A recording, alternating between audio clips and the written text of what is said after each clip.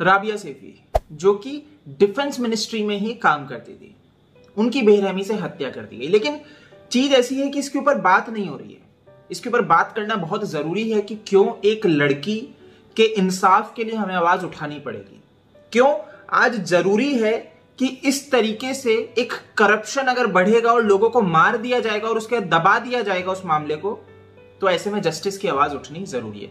क्या है पूरा मामला, ये मैं आपको समझाता हूं। देखिए, राबिया सैफी डिफेंस मिनिस्ट्री में काम करती थी, सिविल डिफेंस में वो थी, और निजामुद्दीन एक लड़का है जो कि इनके साथ काम करता था, इन्हीं के साथ था, जिसने कि राबिया सैफी को मदद भी की थी यहां पे नौकरी लगने में। तो ये वो व्यक्ति है। इन दोनों के आगे पीछे पहले ये कहानी शुरू होती है। देखिए क्या हुआ कि राबिया सैफी वहां पे जॉब करती थी। एकाएक 26 अगस्त को राबिया सैफी घर नहीं पहुंचती है, ठीक है। तो उसके बाद 27 अगस्त को ये निजामुद्दीन जो है ये पुलिस स्टेशन जाता है, कालिंदी कुंज पुलिस स्टेशन, और वहां पे जाके सरेंडर करता है और कहता है मैंने राबिया को मार दिया। उसके बाद सूरज कुंड वो स्थान पे पुलिस को ले जाता है वो अपने साथ गवाही देने के बाद, और वहां पे जो पुलिस है देख के हतप्रभ रह जाती है, चौंक जाती है कि कितना बेरहमी से इस व्यक्ति ने कत्ल किया, ठीक है। इसके बाद ये पूरा मामला, क्योंकि जहां पे सूरज कुंड है वो हरियाणा में पड़ता है, तो हरियाणा में ये फरीदाबाद पुलिस के पास ये मामला चला जाता है।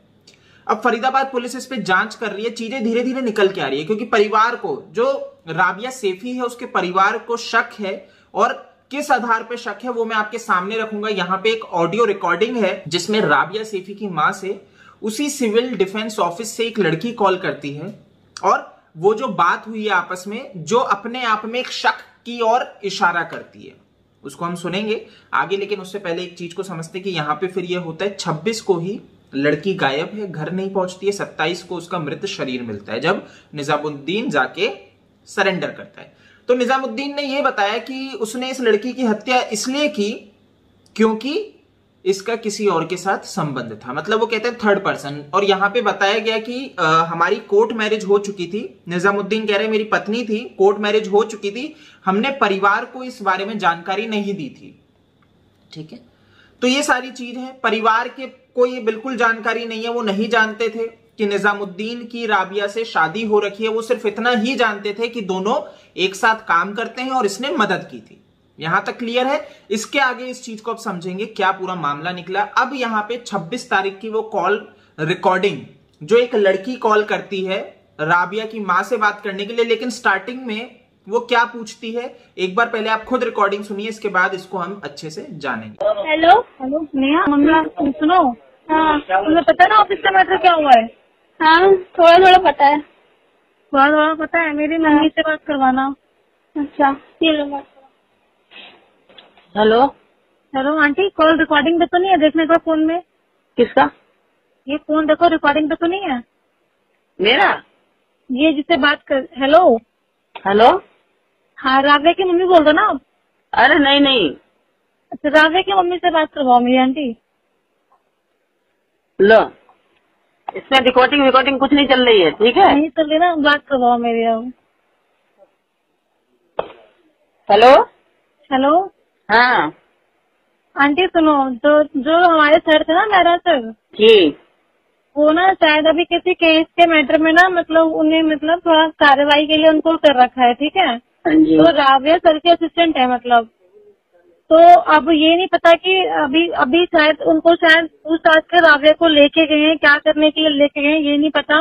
और शायद जहाँ तक कि 50% चांस है कि उसे वहीं लेके गए हुए हैं पूछने के लिए, क्योंकि शाम के 5 बजे तक तो ये था कि वो डिस्ट्रिक्ट में आराम से बैठी थी, कोई दिक्कत नहीं थी।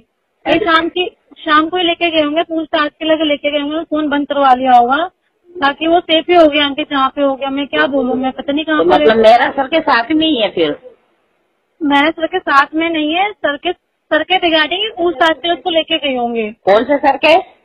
अरे मेरा सर के रिगार्डिंग ही, मतलब। अच्छा अच्छा, हाँ, तो आप उनका नंबर दे दीजिए, व्हाट्सएप कर दीजिए फिर। मेरा सर का नंबर? हाँ जी। मेरा सर का नंबर भी तो फोन उन्होंने ट्रेस कर रखा है ना, पुलिस वालों ने। अच्छा, पुलिस वालों के पास है उनका नंबर? हाँ, इसलिए राबिया को लेके गए हैं फिर वो मेरा सर? मेरा सर नहीं लेके गया, कैसे बताऊँ मैं आपको। मतलब ये पूछताछ के लिए कहाँ पे लेके गए हैं ये आंटी मुझे भी नहीं पता, ये मुझे भी नहीं पता कहाँ पे लेके गए हैं वो। तो आपको बताया था राबिया ने? ये पूरे डिस्ट्रिक्ट में बस फैली हुई है बात, सभी ये बात कर रहे हैं। आंटी एक मिनट, आप जिस व्यक्ति से बात कर रहे हैं उन्होंने आपके कॉल को होल्ड पर रखा है, कृपया लाइन पर बने रहिए। The person you are speaking with has put your call on hold, please stay on the line. आप जिस व्यक्ति से बात कर रहे हैं उन्होंने आपके कॉल को होल्ड पर रखा है, कृपया लाइन पर बने रहिए। The person you are speaking with has put your call on hold, please stay on the line. आप जिस व्यक्ति से बात कर रहे हैं उन्होंने आपके कॉल को होल्ड पर रखा है, कृपया लाइन पर बने रहिए। The person you are speaking with has put your call on hold, please stay on the line. आप जिस व्यक्ति से बात कर रहे हैं उन्होंने आपके कॉल को होल्ड पर रखा है, कृपया लाइन पर बने रहिए। The person you are speaking with has put your call on hold. Please stay on the line. आप जिस व्यक्ति से बात कर रहे हैं उन्होंने आपके कॉल को होल्ड पर रखा है, कृपया लाइन पर बने रहिए। The person you are speaking with has put your call on hold. Please stay on the line. आप जिस व्यक्ति से बात कर रहे हैं उन्होंने आपके कॉल को होल्ड पर रखा है, कृपया लाइन पर बने रहिए। अच्छा, द पर्सन बात चल रही है लड़कियों से जो साथ में है। Hello hello hello aunty. हाँ जी, निजाम से बात हुई आपकी? नहीं, फोन स्विच ऑफ है। निजाम का भी बंद है नंबर? निजाम से, वो निजाम के साथ तो नहीं है शायद? स्विच ऑफ आ रही है अब उनका भी नंबर। घर में, मतलब उनके घर में किसी का नंबर हो? नहीं, मेरे पास नहीं है बाबू। आपके पास नहीं है? नहीं, आपके पास है? निजाम का नंबर तो मेरे पास नहीं है। तो उनके किसी का है तो बताओ, फिर मुझे नंबर व्हाट्सएप कर दीजिए। आंटी मेरे पास भी नहीं है ना नंबर, तभी तो मैं कह रही हूँ। तो मतलब ये लोग साथ में थे क्या? साथ में नहीं, मैं बस गेस कर रही हूँ, शायद साथ में हो। अब क्या है मुझे खुद भी नहीं पता आंटी, मैं क्या बोलूँ। और किसी फ्रेंड के यहाँ पे तो वो जाती भी नहीं है ज्यादा, ये भी आपको पता ही होगा। फ्रेंड के घर तो इतनी नहीं जाती है, मगर वही तो है कि लड़कियां मैं टाइम पे आ जाती थी, आज टाइम पे नहीं आई है। बाबू थोड़ा बहुत पता हो तो तुम बताओ, हमें बहुत टेंशन हो रही है। मुझे खुद भी, अरे आंटी मैं खुद भी बहुत परेशान हो रही हूँ, क्या बोलूँ मैं। शाम को परेशान तो थी वो लड़की। कौन परेशान थी? राबिया हमारी? हाँ परेशान थी वो थोड़ी सी।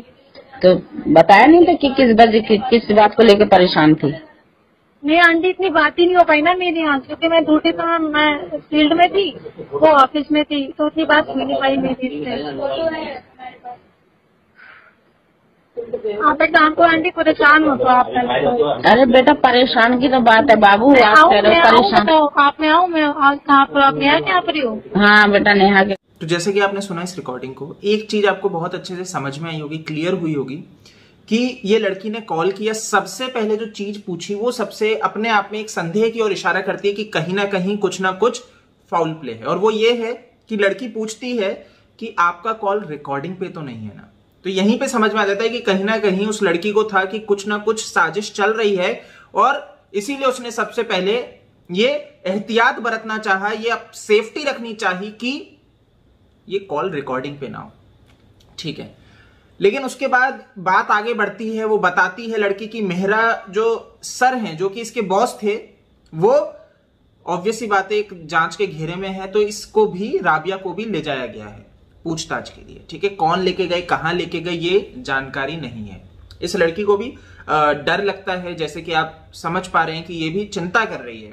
फिर ये भी बात करती है निजामुद्दीन से अगर आपकी बात हुई हो, तो राबिया की मां कहती है उसका फोन भी स्विच ऑफ हो रहा है। तो ये सारी चीजें हैं जो क्लियरली निकल के आती है। जो ये एक रिकॉर्डिंग है, ये क्लियर एक और इशारा करती है कि कहीं ना कहीं बड़ी साजिश है। अब आपको मामला समझना पड़ेगा, ये मेहरा कनेक्शन क्या है, ये आखिर मेहरा कौन है जिसकी बात हो रही है, मेहरा सर आखिर कौन है। तो ये है रविंद्र मेहरा। ये अब यहीं पे समझो, ये रविंद्र मेहरा, आपने नाम सुना, जो कि इसके बॉस थे, है ना, इनसे बड़े अधिकारी थे राबिया से। तो आपको ध्यान होगा कोरोना वायरस के टाइम पे चालान हुए, ठीक है, चालान हुए थे कि भैया मास्क नहीं पहन रखा आपने, सारी चीजों को लेके। तो एक करप्शन भी हुआ जिसमें ये जो मेहरा सर हैं जी, इन्होंने एक करप्शन किया और इसके ऊपर इनके ऊपर जांच बैठ गई कि इन्होंने क्या किया। जो चालान थे उसकी फर्जी कॉपी बना के बांट दी और सारा का सारा एक तरह से एक्सटॉर्शन किया। ये पूरा लॉन्ड्रिंग की पैसे की है ना, इनसे पैसा लिया, बहुत वसूलियां की ये लोगों से और फिर उसको आगे ना मतलब चालान सही तरह से ना काट के खुद ही में इसको मिल बांट खाया। ये वाला चीज इन्होंने रविंद्र मेहरा ने की। तो राबिया उस टाइम पे उनके साथ थी, तो उसने इन सब चीजों को विटनेस किया। तो इनके ऊपर ये जांच बैठी हुई थी। तो राबिया एक ऐसी कड़ी थी जो इस चीज को खोल सकती थी, इनके राज खोल सकती थी, ये जो इन्होंने पूरा का पूरा पैसों की हेराफेरी की।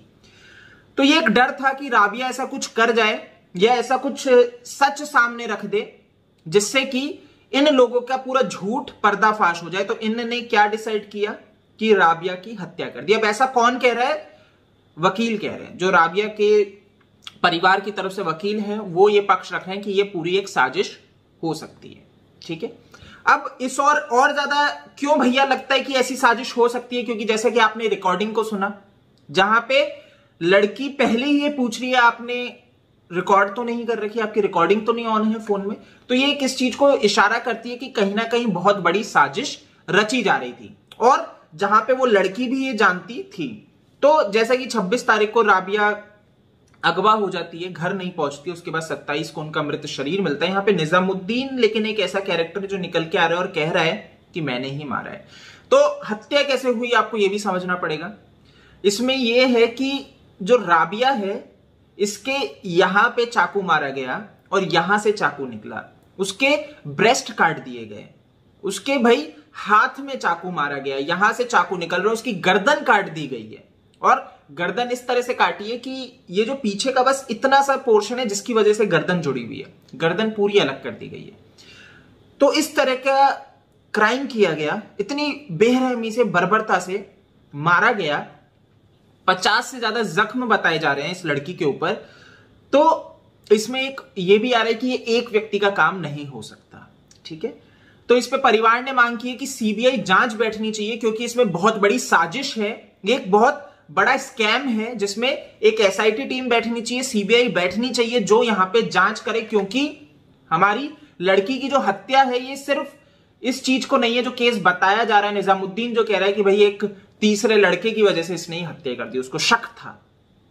ठीक है, तो दोस्तों आपको मैं एक चीज लेकिन क्लियर कर देना चाहता हूं, कुछ नया नहीं होगा। पैसा खिला के किसी भी व्यक्ति को गुनाह कबूल करवा देना नई बात नहीं है, ये बहुत कॉमन है।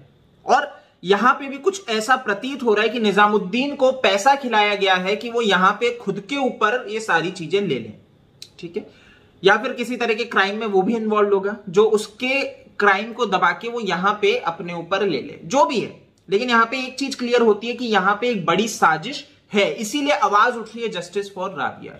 देखिए, एक बच्ची के साथ इतना बेरहमी से कुछ लोगों ने मिलकर उसकी हत्या कर दी। हमारी ड्यूटी बनती है कि हम गलत के खिलाफ आवाज उठाएं। ठीक है, और यहां पे सरकार को एक्शन लेने की बहुत ज्यादा आवश्यकता है। तो सरकार के ऊपर भी उंगलियां उठने लगी कि सरकार क्यों चुप है, सरकार इसके ऊपर क्यों कुछ नहीं कर रही है कि हमारे देश में एक लड़की के ऊपर इस तरीके से हमले किए गए, ये हमारे देश की छवि को बिगाड़ने का काम करता है। इन दोषी दरिंदों को पकड़ना चाहिए, जांच बैठनी चाहिए, कमिटी बैठनी चाहिए और इन दोषियों को फांसी लगनी चाहिए। बहुत क्लियर कहना चाहूंगा, यहां पे जो दोषी हैं उनको फांसी पड़नी चाहिए, परिवार को इंसाफ मिलना चाहिए। उनके साथ जो बीता है वो मैं भगवान से यही प्रार्थना करूंगा किसी और के साथ कभी ना हो जीवन में। बाकी दोस्तों हमें आगे निकल के आना पड़ेगा, आवाज उठानी पड़ेगी। जो राबिया के साथ हुआ ऐसा कल को किसी के साथ ना हो। भाई इसका पूरा फ्यूचर था आगे, लेकिन कुछ लोगों के करप्शन की वजह से आज हमने क्या देखने को मिला कि राबिया हमारे बीच जीवित नहीं है। लेकिन उसके बाद भी हम इसके ऊपर अगर बात नहीं कर रहे, हमें नहीं लगता कि हमें जस्टिस फॉर राबिया की बात करनी चाहिए, तो हमें खुद पे शर्म आनी चाहिए कि एक लड़की जो आज इंसाफ के लिए भाई चीख रही है, लेकिन वो आके गवाही नहीं दे सकती कि कौन कसूरवार है, तो हमें बिल्कुल आगे आके उसके लिए आवाज उठानी पड़ेगी। दोस्तों मैं उम्मीद करता हूं कि आप आगे निकल के आएंगे, आवाज उठाएंगे, क्योंकि कल को ये किसी और के साथ भी हो सकता है। तो ऐसे में हमें बाहर निकल के आना पड़ेगा। तो अभी तक जो ये पूरा मामला है इसमें यही चीज क्लियर हो रही है कि यहाँ पे एक बड़ी साजिश है, यहाँ पे बड़े बड़े लोग इन्वॉल्व है, जिस वजह से चीजों को दबाने की कोशिश की जा रही है। तो आवाज उठाइए दोस्तों। बाकी इसमें जो भी अपडेट रहता है वो मैं आपके सामने रखता जाऊंगा। आप इस चैनल को सब्सक्राइब कर सकते हैं। आप फेसबुक, ट्विटर, इंस्टा पे मुझसे जुड़ सकते हैं। जय हिंद।